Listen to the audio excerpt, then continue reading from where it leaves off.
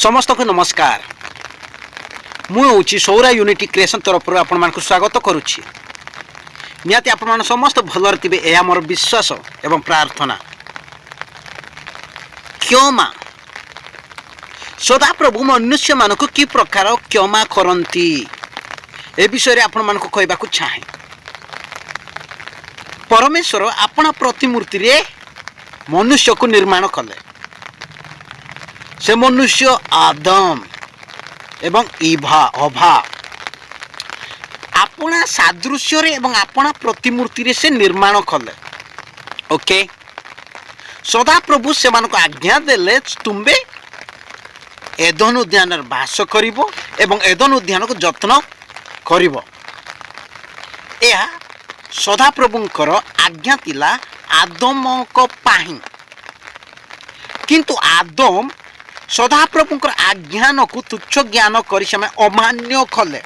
पृथ्वी सबुठ श्रेष्ठ प्राणी होची मनुष्य। क्षमा सदाप्रभु मनुष्य को किपरि क्षमा दियंती। सृष्टि पर सदाप्रभु अपना सादृश्य रे मनुष्य को निर्माण कले। आदम एवं अभा जेतरा निर्माण करा गला से आपणांक नासिका रंध्र रे पुंक देई जीवित प्राणी खले। आ पृथ्वी सबुठ श्रेष्ठ प्राणी हला मनुष्य आदम। ए मनुष्य सदाप्रभु सादृश्य निर्माण होइतिबा जोगु केवल ए मनुष्य सदाप्रभु सृष्टिकर्ता प्रशंसा गौरव करिबो। ताहा माने सदाप्रभु एवं मनुष्य भितर प्रेमर संपर्क अति निबिड़ अटे, कारण सदाप्रभु सादृश्य निर्मित व्यक्ति होची मनुष्य आदम। क्षमा किंतु जेतेबेले सदाप्रभु आदम को आज्ञा दउचंती, देख तुमे वेदन बगीचा मध्य उद्यान मध्य बास करिवो, किंतु ए आज्ञा को पालन करने को पड़ो। एदन उद्यान समस्त पड़ को तुम्हें बुझन कर, किंतु ए जो एदन उद्यान मझीरे मध्य भाग अच्छी सत सत ज्ञानदायक पड़ या बुझन करना। आदम बहुत भल भाव जानी, किंतु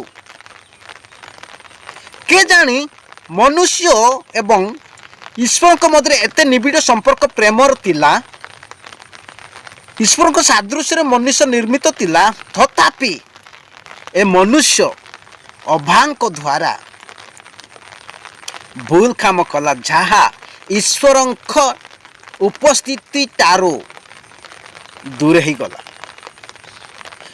से पाप कले, निजर उल्लंघता को से फील कले और सदाप्रभु को उपस्थिति से लुचिले एवं से उल्लंघता को खबर करने लुचाइबा से माने डिम्बिर गचर चिहि तैयारी कर फिंडिबा को लागिले, किंतु से गागरा तैयारी कौन सी काम देला नहीं। सदाप्रभु पवित्र स्थान रे सदाप्रभु कहउचंती, आदम तुम्बे केहुटारे। से माने कहउचंती, देखो आमे लुचिचु। देख सदाप्रभु उपस्थिति पाप करवा केते भयानक एवं भयंकर। पाप सदाप्रभु पवित्रता रही पारिबो नाही। सदाप्रभु जानितिले, सेतिपे से मानको आज्ञा देले, तथापि मनुष्य मानिला नाही। एबे कोन घटुछि? सदाप्रभु से मानको प्रेम करुचंती। निजर ज्ञानी एवं बुद्धि रे तो से माने प्रलोभन पड़ी पाप कले एवं निजर ज्ञानी उपर निर्भर करी से माने पत्रर चिहि तैयारी गाघरा तैयारी करी से माने फिंदुचंती।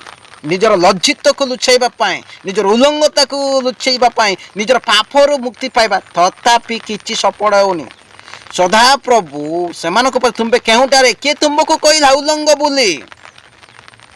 जो स्त्री मत देलो से मते खाइबा को देला। देख मोर प्रिय बंधुगण, किंतु सदाप्रभु से छाड़ी नहांती।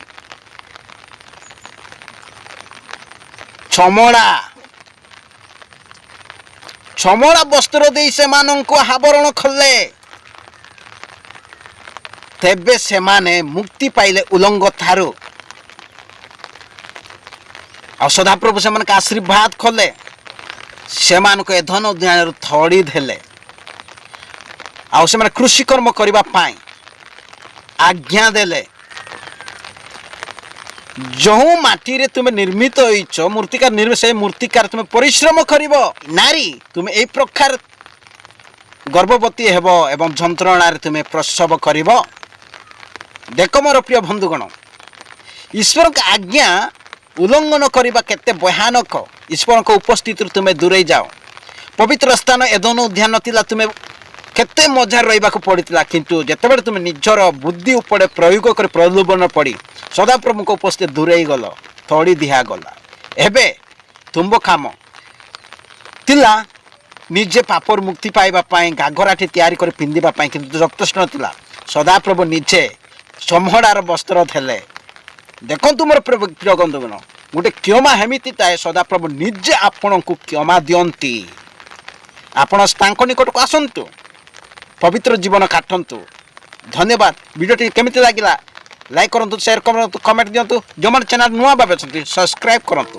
ବର୍ତ୍ତମାନ ଭିଡ଼ିଓଟି ମୁଁ ବର୍ଷା ପାଣିରେ, ବର୍ଷା ପଡ଼ୁଛି, ବର୍ଷାରେ କରୁଛି, ତଥାପି ଛତା ଧରିଛି। ସଦାପ୍ରଭୁ ଗୌରବ ପାତ୍ର ସମସ୍ତଙ୍କୁ ଆଶୀର୍ବାଦ କରନ୍ତୁ। ସମସ୍ତ ପ୍ରେମରେ ରୁହନ୍ତୁ। ଧନ୍ୟବାଦ। ଆମେନ୍।